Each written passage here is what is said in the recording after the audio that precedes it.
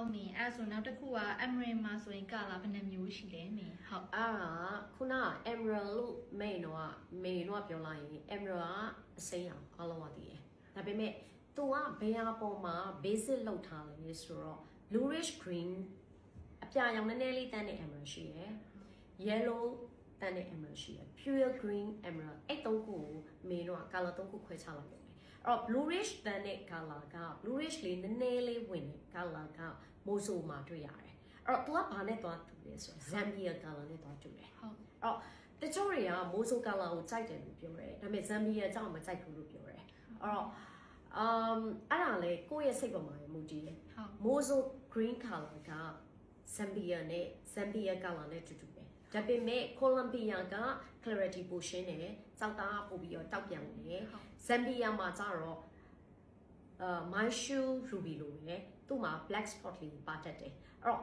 Zambia မှာဆိုလဲ clarity ကောင်းကောင်းကသူ့ရဲ့ဈေးတစ်ခုရရှိတယ်အဲ့တော့အခုခေတ်မှာကျတော့ Colombia mine တွေကထွက်တဲ့ Colombia တွေကအရန်နည်းလာတယ်နောက်တစ်ခါကျတော့လူတွေရဲ့ demanding ကလည်းအရန်mine တွေကတချို့ mine တွေကအဲ့လိုမျိုးမတွေးမတူတော့တာတို့ဘာလို့ဖြစ်လာတဲ့အခါကျတော့ Zambia ကိုအစားတုံးလာကြတာပေါ့နော်အဲ့တော့ Zambia ရဲ့ demanding ကလည်းများလာတယ်ဒါပေမဲ့ Colombia ကို Zambia အခုချိန်ထိမရှင်းနိုင်သေးဘူးအဲ့တော့ Colombia လို့ပြောလိုက်ပြီဆိုရင်လူတွေက Emerald လို့ဝယ်လိုက်ပြီဆိုရင် Colombia Emerald ဆိုတဲ့ဟာမှာသူ့ရဲ့ရှေးခေတ်တရားသူ့ရဲ့ဘယင်းတွေအဆက်တွေပုံပြင်တွေ history တွေအများကြီးရှိတယ်နောက်တစ်ခု mining ကလည်းနှစ်ပေါင်းတွေချို့တာဖြစ်တဲ့အတွက်နှစ်ပေါင်းထောင်ပေါင်းများစွာဖြစ်လာတဲ့အတွက်ဒီ mine ကိုလူတွေကပို့ပြီး trust ဖြစ်တယ်။နောက် Colombia ရဲ့ကြောက်သားကိုလည်းလူတွေကပို့ကြိုက်တယ်။ Colombia မှာကျတော့များသောအားဖြင့်က Mozo mine ကပါတဲ့Colombia ကိုပဲသူက bluish လေးနည်းနည်းဝင်နေတယ်။ဒါကလူတွေရဲ့အခုနောက်ပိုင်းမှာပို့ပြီးကြိုက်လာကြတဲ့ဟာပေါ့နော်။နောက်pure green များတယ်။နောက်တစ်ခါ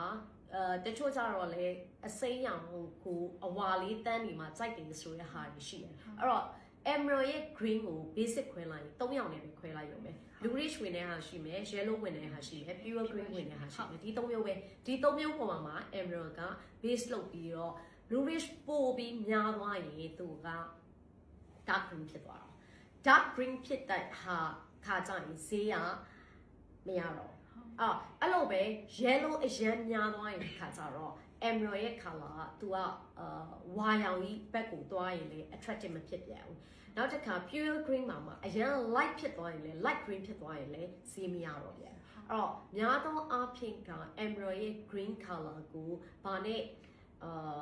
ကဈေးအကြီးဆုံးလဲလို့မေးရင်တော့ pure green ကတော့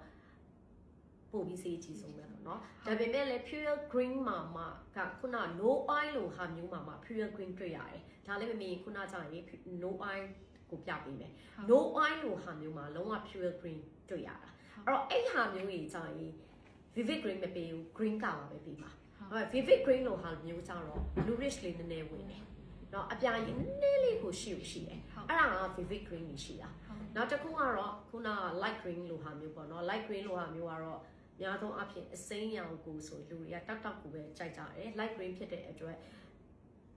ဈေးသိမ်းရလိမ့်ရှိပေါ့ဟုတ်ပြီအဲ့ဆိုနောက်တစ်ခုကြတော့အဲ့အကြောင်းခုနပြောတာ low oil ဖြစ်ပြီးတော့ vivid green ဖြစ်ဖို့ဆိုတာအရင်ခဲရဲတယ်အရင်ခဲရဲတယ်အဲ့တော့ no oil နေအများစုမှာကြည့် green မရတာ vivid green လုံးဝမရဘူးအဲ့တော့ကိုယ့်ရဲ့ရွေးချယ်မှုပဲကိုက minor oil နဲ့ vivid green ကိုလိုချင်တာလား no oil နဲ့ green ကိုလိုချင်တာလားဒါပေါ်မှာမူတည်တယ်အဲ့တော့ mozo green mozo emerald ဖြစ်တိုင်းက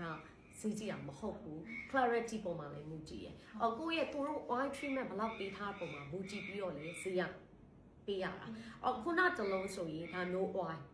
no oil ဒါပေမဲ့သူက green color သူ mozo တွင်းရထွက်တာလည်းမဟုတ်ဘူးဒါပေမဲ့သူ့ရဲ့ green ကခုနကအမပြလိုက်တဲ့ဟာ mozo green တော့ mozo မိုင်းကတော့ထွက်တာမဟုတ်ဘူး mozo green သူ့ရဲ့ color ဆိုအရင်တောက်တယ်သူ့ချက် no oil ပုံပြီးဈေးကြီးတယ်